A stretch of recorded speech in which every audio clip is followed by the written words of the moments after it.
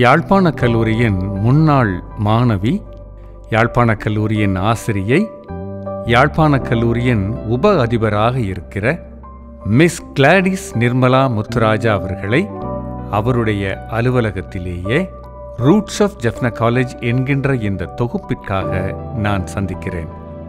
வணக்கம். வணக்கம். உங்களை பற்றிய ஒரு சுய அறிமுகம் செய்யுங்கள். நான் கிளாடிஸ் நிர்மலா முத்துராஜா. இந்த கல்லூரியினுடைய பழைய மாணவியாக இருந்து ஒரு ஆசிரியராக இருந்து இன்று உப அதிபராக இந்த கல்லூரியில் பணியாற்றி கொண்டிருக்கின்றேன். இந்த கல்லூரிக்கும் என்னுடைய குடும்பத்துக்கும் இடையிலான தொடர்பு ஒரு நீண்ட கால பாரம்பரியத்தை கொண்டது. என்னுடைய தாயாரனுடைய தந்தை பிரைண்ட் ஐயாத்துரை, அவர் மேன் ஸ்கூலில் ஆர்ட் டீச்சராக இருந்தவர். அவர் இந்த பாடசாலையில் தான் கல்வி கற்றார். அது போலவே என்னுடைய தாயாரினுடைய இன்னொரு சகோதரன் சபாரட்னம், அவர் பெஃபிங்கினுடைய காலத்தில் ஒரு உதைப்பந்தாட்ட வீரராக இருந்தார்.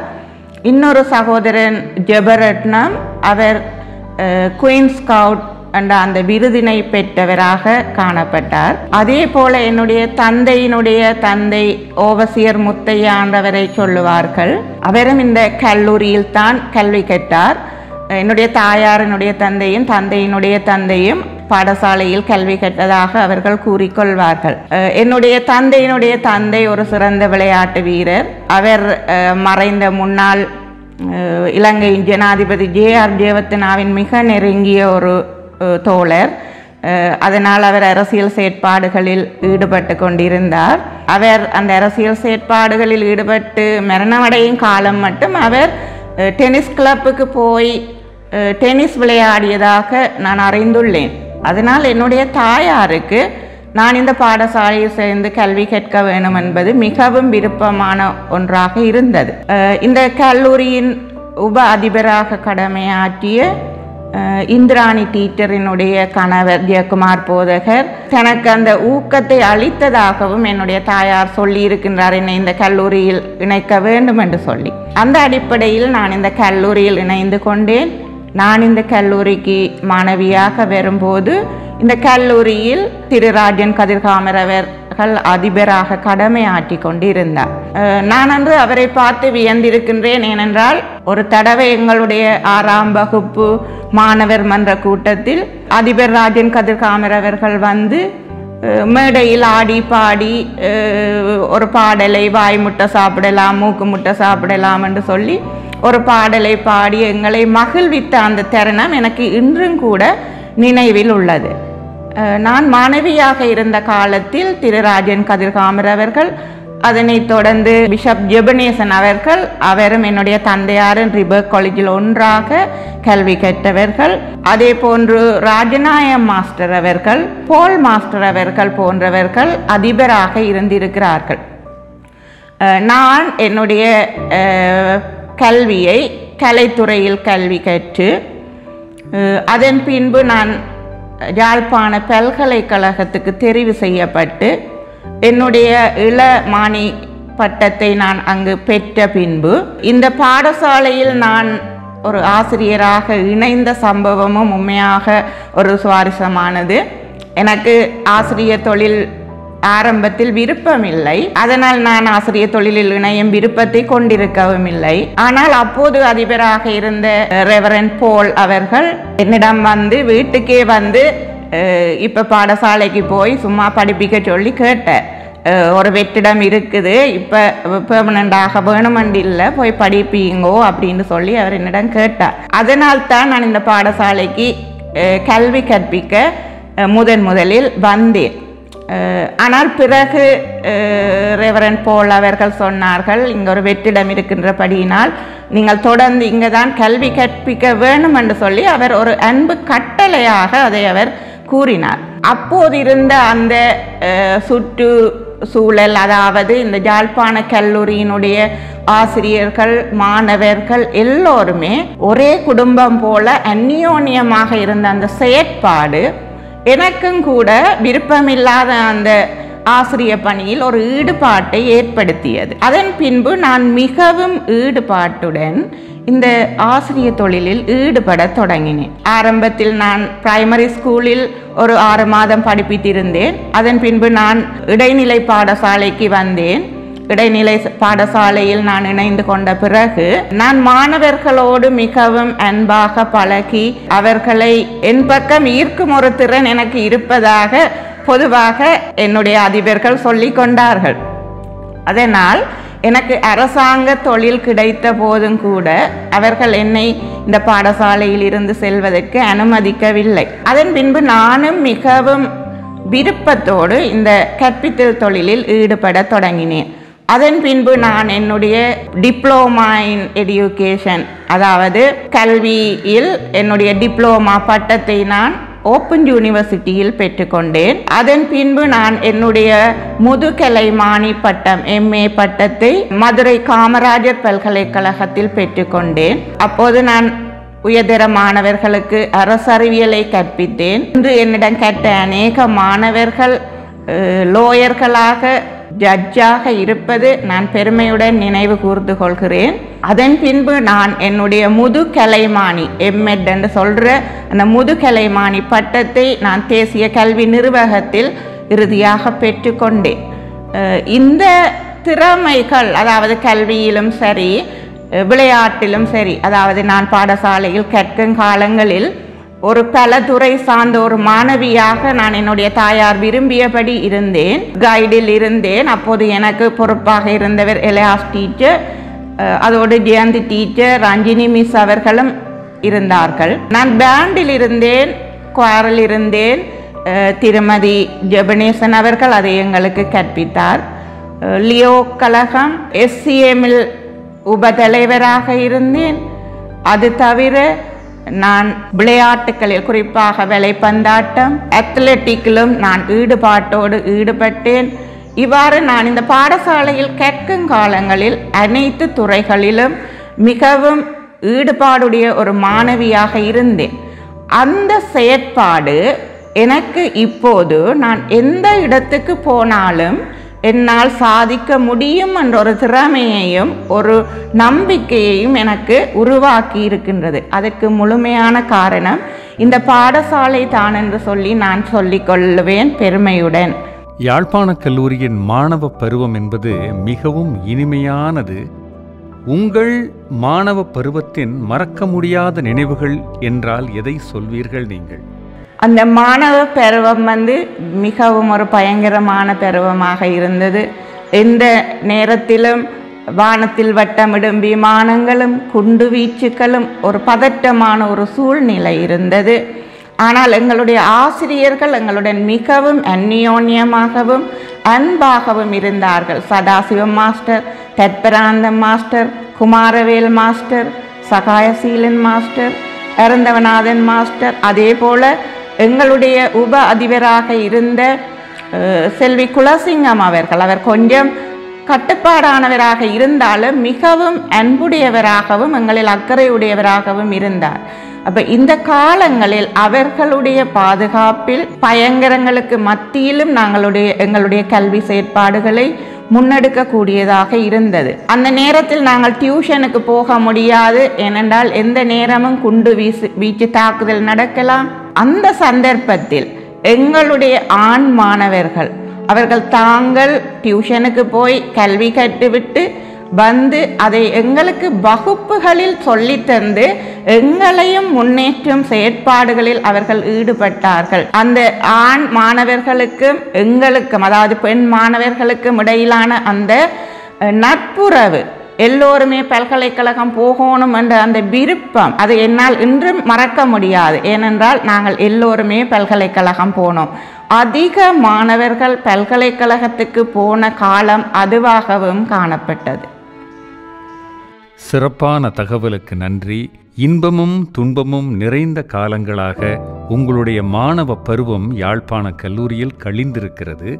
அந்த போர்ச்சூழல் நேரத்திலும் உங்களுடைய சக மாணவர்கள் உங்களையும் கல்வியில் மேன்மைப்படுத்துவதற்கு உதவினார்கள் என்பது புதிய தகவல். இன்றைக்கும் அந்த நட்பு உங்களுக்கு தொடர்கிறதா? ஆம், நிச்சயமாக. அவர்களுடைய குடும்பம், மனைவி, பிள்ளைகள் என்று சொல்லி அந்த நட்புறவு இன்றும் நீடிக்கின்றது. நட்பு இன்றைக்கும் தொடர்கிறது என்பது மகிழ்ச்சியான ஒரு தகவல். இதே போல நீங்கள் ஆசிரியராகவும் உப அதிபராகவும் யாழ்ப்பாண கல்லூரியிலே தொடர்கிறீர்கள்.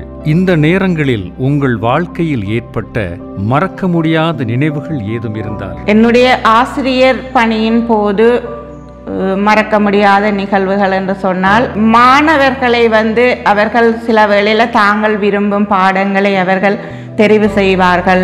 உயர்தரம் கேட்கும் போது அந்த காலத்திலே சிலவேளை அந்த பாடம் அவர்களுக்கு பொருத்தமற்றதாக இருக்கும். ஆனாலும் அவர்கள் தங்களுடைய நண்பர்கள் அந்த பாடத்தை கற்பதாலும் அவர்களுடைய தனிப்பட்ட விருப்பத்தினாலும் அந்த பாடத்தை கற்பார்கள். அவ்வாறான ஒரு நிலையில் நான் ஒரு 3 மாணவர்களுக்கு வேறு காலப்பகுதியில் இது உங்களுக்கு பொருத்தமல்ல, வேறொரு பாடத்தை அவர்களுக்கு கற்பதற்கு நான் அவர்களுக்கு அறிவுரை கூறியுள்ளேன். அதன் அடிப்படையில் அந்த மாணவர்கள் கற்று பல்கலைக்கழகம் போய் இன்று உயர் நிலையில் இருக்கின்றார்கள். அந்த மாணவர்கள் இதை அடிக்கடி எனக்கு நினைவுபடுத்தி கூறிக்கொள்வார்கள், டீச்சர் உங்களால் நாங்கள் இந்த நிலையில் இருக்கின்றோம் என்று சொல்லி. அதை என்னால் ஒருபோதுமே மறக்க முடியாது. நான் அவர்களுக்கு வேறு பாடங்களை கற்கும்படி அறிவுரை கூறியிருந்தேன். சிறப்பு. நீங்கள் ஒரு பெண்ணாக இருந்து யாழ்ப்பாண கல்லூரியில் உப அதிபராக தொடர்கிறீர்கள். இதன் சாதக பாதகங்களை கொஞ்சம் சொல்லுங்களேன். பொதுவாக பெண்கள் உயர் பதவிகளில் அல்லது நிர்வாக பொறுப்புகளில் இருப்பது என்பதே ஒரு சவால் நிறைந்த விடயமாக ஆசிய நாடுகளில் காணப்படுகின்றது. அவ்வாறான ஒரு நிலை எனக்கும் கூட இருக்கின்றது. அதே போல் நாங்கள் சிலவற்றை செய்ய நினைத்தாலும் கூட சில கட்டுப்பாடுகள், விதிமுறைகள் அல்லது சமூகத்தினுடைய பார்வை போன்றவற்றின் காரணமாக செய்ய முடியாமலும் உள்ளது. ஆனாலும் நான் எனக்கு கொடுக்கப்பட்ட பொறுப்புகளை ஆசிரியராக இருந்த காலத்திலும் சரி, உப அதிபராக இருந்து வரும் இந்த காலத்திலும் சரி, சரியான முறையில் செய்ய வேண்டும் என்ற ஒரு மன உறுதியை நான் கொண்டிருக்கின்றேன். அதன் அடிப்படையில் செயற்பட்டு வருகின்றேன் எனவும் நினைக்கின்றேன். உங்களது சிறப்பான பதிலுக்கு நன்றி. நீங்கள் உப அதிபராக யாழ்ப்பாண கல்லூரியில் இருக்கிறீர்கள்.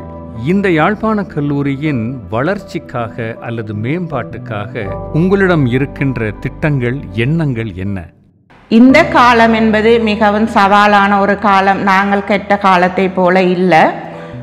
இந்த காலம் இப்போது தொழில்நுட்பத்தில் மிகவும் முன்னேற்றகரமான ஒரு காலம். ஏஐ என்ற அந்த தொழில்நுட்ப முன்னேற்றம், புரட்சி, இதன் விளைவாக நீங்கள் அறிந்திருப்பீர்கள், இந்தியாவில் கூட அந்த ஏஐ டீச்சர் கூட கிளாஸ் ரூமில் கல்வி கற்பிக்கிற அந்த காலம் விட்டது. இந்த நிலையில் மாணவர்களை பொறுத்தவரையிலும் அவர்கள் கல்வியில் போட்டியை எதிர்கொள்கின்றார்கள். குறிப்பாக யாழ்ப்பாண பிரதேசத்தில் மாணவர்கள் கல்வியை மட்டும்தான் தங்களுடைய வாழ்க்கைக்கு நம்பி இருக்கின்றார்கள்.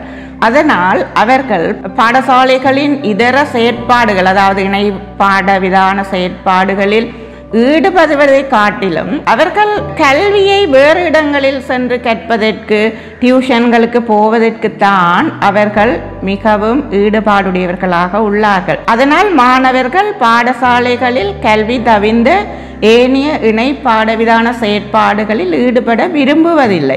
அதற்கு அவர்களுக்கு நேரம் கிடைப்பதும் இல்லை. ஒரு மாணவன் தனித்து கல்வியை மட்டும் கொண்டு ஒரு சிறந்த ஆளுமையுடைய மாணவனாக வர முடியாது. இணை பாடவிதான செயற்பாடுகள் தான் ஒருவனை பூரண மனிதனாக்கும். விளையாட்டுகள், கவிதைகள், கட்டுரைகள், பேச்சு ஆற்றல், பாட்டு, நடனம், இவ்வாறான அந்த திறன்கள் ஒரு மனிதனை முழு மனிதனாக்கும். ஏதாவது ஒரு விடயத்தில் ஒரு போராட்டம் அல்லது ஒரு தளம்பல் நிலை வரும்போது அதை எதிர்கொள்ளும் மனப்பக்குவத்தை இந்த விளையாட்டுக்கள், இந்த போட்டிகள், இந்த செயற்பாடுகள் மூலம் கிடைக்கும் அந்த வெற்றி தோல்வியை அவர்கள் சமனாக பகிர்ந்து கொள்ளும் தன்மை அவர்களுக்கு இந்த இணை பாடவிதான செயற்பாடுகள் மூலம் கிடைக்கும். இதை இன்றைய மாணவர்கள் புரிந்து கொள்வதில்லை. இது மிகவும் வருந்தத்தக்க ஒரு விடயமாகவும் உள்ளது. இப்போ இலங்கையில் குறிப்பாக நாங்கள் கொழும்பு போன்ற பிரதேசங்களை பார்ப்போம் என்று சொன்னால் அங்கு அந்த மாணவர்கள் கல்வியோடு கூடுதலாக இணை பாடவிதான செயற்பாடுகளில் அக்கறையுடையவர்களாக இருக்கின்றார். அதனால் அவர்கள் தங்களுடைய OL அல்லது AL முடிந்த பிறகு ஒரு சிறந்த வேலைக்கு போய் அங்கே இருந்து அவர்கள் மேலே படித்து ஒரு மாணவன் பல்கலைக்கழகத்தை முடித்து வாரத்துக்கிடையில் அந்த மாணவர்கள் தொழிலிலும் சிறந்தவர்களாக பட்டங்களும் பெற்றவர்களாக அவர்கள் மாறிவிடுகின்றார்கள். ஆனால் எங்களுடைய யாழ்ப்பாண மாணவர்களை பொறுத்தவரையில் இதில் அவர்கள் அதிக ஈடுபாடு காட்டாமையானது அவர்களுக்கு இந்த தொழில் போட்டியில் அவர்கள் பின்தங்கி இருப்பதற்கு ஒரு காரணமாக இருக்கின்றது. இது மாற்றப்பட வேண்டும் என்று சொல்லி நான் விரும்புகின்றேன்.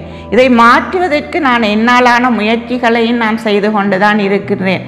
குறிப்பாக பெண்களை பொறுத்தவரையில் நான் வலைப்பந்தாட்டத்துக்கு பொறுப்பாக இருப்பதனால் அந்த வலைப்பந்தாட்டத்தில் ஈடுபட்ட மாணவிகள் குறிப்பாக இப்போது மாகாணத்தில் அவர்கள் வெற்றி பெற்று முதலாம் இடத்தை பெற்றிருந்தார்கள், தேசிய போட்டிகளில் பங்கு பெற்றிருந்தார்கள். ஆனால் அவர்களுக்கு இடம் கிடைக்கவில்லை.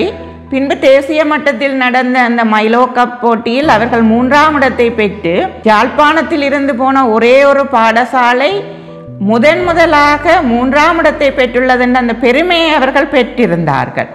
அது எனக்கு பெருமையாக இருக்கிறது அந்த மாணவர்கள் குறித்து. ஏனென்றால் அந்த மாணவிகள் எல்லாருமே கட்டிக்காரு. ஆனால் இந்த விளையாட்டு திறன் அவர்கள் நாளைக்கு ஒரு டாக்டரா இன்ஜினியரா வரும்போது சமூகத்தில் உள்ள சவால்களை அவர்கள் எதிர்கொள்வதற்கு அவர்களுக்கு உறுதுணையாக இருக்கும். ஆகவே நான் இவ்வாறான செயற்பாடுகளில் மாணவர்கள் ஈடுபட வேண்டும் என்பதில் விளையாட்டு மட்டுமல்ல இதர இணை பாடவிதான செயற்பாடுகளிலும் அவர்கள் ஈடுபட வேண்டும் என்பதில் நான் அக்கறை உடையவராக மாணவர் மத்தியில் இதை நான் குறிப்பிட்டு கூறிக்கொண்டு இருக்கின்றேன். மிகவும் ஒரு வித்தியாசமான பார்வை, நான் சற்றும் எதிர்பார்க்காத ஒரு பார்வை. இதை நானும் உங்களோடு உடன்படுகிறேன். அனைத்து மாணவர்களும் நன்றாக படிக்க வேண்டும் என்பது முக்கியம்தான். அதே நேரத்தில் எல்லா மாணவர்களும் 8Dயும் 4Aயும் ஒருபொழுதும் எடுப்பதில்லை. ஆனால் ஒவ்வொரு மாணவருக்குள்ளும் ஒரு தனிப்பட்ட திறமை ஒளிந்திருக்கும். அந்த தனிப்பட்ட திறமையை கண்டுபிடித்து அந்த மாணவனை உற்சாகப்படுத்தி அவனை உயரத்துக்கு கொண்டு போகிற பணிதான் ஆசிரிய பணி. வெறும் ஆசனங்களை நிரப்புகிற பணியல்ல ஆசிரிய பணி, எதிர்கால சந்ததியை தட்டி எழுப்புகிற பணி.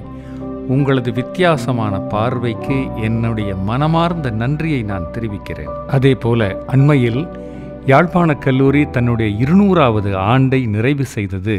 அந்த கொண்டாட்டங்களை எல்லாம் நீங்கள் அற்புதமாக கொண்டாடினீர்கள். அதை பற்றி ஏதாவது சொல்லுங்களேன். யாழ்ப்பாண கல்லூரியின் 200வது ஆண்டு கொண்டாட்டங்கள் கடந்த வருடங்களில் சிறப்பாக நடைபெற்று முடிந்துள்ளது. என்னை பொறுத்தவரையில் யாழ்ப்பாண கல்லூரி என்பது எப்போதுமே இலங்கையில், நான் யாழ்ப்பாணம் என்று சொல்லவில்லை, இலங்கையில் சிறந்த தரமுடைய ஒரு பாடசாலையாக தொடர்ந்து மிளிர வேண்டும் என்ற ஒரு விருப்பம் எனக்கு உள்ளது. அவ்வாறு மிளிர்ந்து கொண்டிருக்கும் இந்த பாடசாலை இன்னும் மேலும் பல சமூகங்களை திரும்பி பார்க்க வைக்கக்கூடியதாக இருக்க வேண்டும். அதற்கு மாணவர்கள் மாகாண மட்டம் என்பதை கடந்து தேசிய மட்டங்களில் பல போட்டிகளில் பங்கு கொண்டு வெற்றிகளை பெற வேண்டும். அதற்காக நான் அவர்களுக்கு வாழ்த்துக்களை தெரிவித்துக் கொள்கின்றேன். அண்மையில் நிறைய நிகழ்வுகள் மாகாண மட்டங்களை கடந்து தேசிய மட்டங்களில் வெற்றி பெற்றுள்ளன. அது அடுத்தடுத்த வருடங்களில் மேலும் அதிகரிக்க வேண்டும் என்று கூறிக்கொண்டு இன்றைக்கு தனியார் பாடசாலைகளை பொறுத்தவரையில் யாழ்ப்பாணத்தில் உடிவில் மகளிர் கல்லூரியும் யாழ்ப்பாண கல்லூரியும் மட்டும்தான் முழுமையான தனியார் பாடசாலைகளாக காணப்படுகின்றன. செயின்ட் ஜான்ஸ் கல்லூரி, சுண்டுக்குழி கல்லூரி ஒரு காலத்தில் தனியார் பாடசாலைகளாக இருந்தது. ஆனால் இன்று அவை செமி கவர்மெண்டாக மாற்றப்பட்டு விட்டது. ஆகவே தனியார் கல்லூரிகளாக திகழ்ந்து கொண்டிருக்கும் இந்த இரு கல்லூரிகளும் இன்று தங்களுடைய 200வது ஆண்டு நிறைவை முடித்திருக்கின்றன. அதில் குறிப்பாக யாழ்ப்பாண கல்லூரி இலங்கையில் உள்ள ஒரே ஒரு கலவன் தனியார் பாடசாலையாக திகழ்கின்றது. ஆகவே இந்த 200வது ஆண்டு கடந்து அடுத்தடுத்து வரும் ஆண்டுகளில் இந்த கல்லூரி உலகம் எங்கும் தன்னுடைய புகழை பரப்பி மேலும் மேலும் ஆலமரம் போல விழுதுகளை பரப்பி சிறப்புற்று நிமிர்ந்து நிற்க வேண்டும் என்று நான் வாழ்த்திக் கொள்கின்றேன். உங்களுடைய வாழ்த்துக்கும் இந்த செவ்விக்கும் நான் நன்றி கூறுகிறேன். யாழ்ப்பாண கல்லூரி ஒரு பாரம்பரியமிக்க கல்லூரி. இந்த கல்லூரியில் பல இடர்பாடுகள் வந்தபோதும் தொடர்ச்சியாக தன்னலமற்ற ஆசிரியர்களுடைய பணியினால் இந்த கல்லூரி தொடர்ந்து தன்னுடைய இயக்கத்தை நடத்தி கொண்டே வருகிறது. அந்த வரிசையில் ஒவ்வொரு ஆசிரியரும் இந்த கல்லூரியினுடைய பயணத்தில் முக்கியமாகிறார்கள். உங்களுடைய பணி சிறக்க மனப்பூர்வமான வாழ்த்துக்கள். நன்றி, வணக்கம். வணக்கம், நன்றி.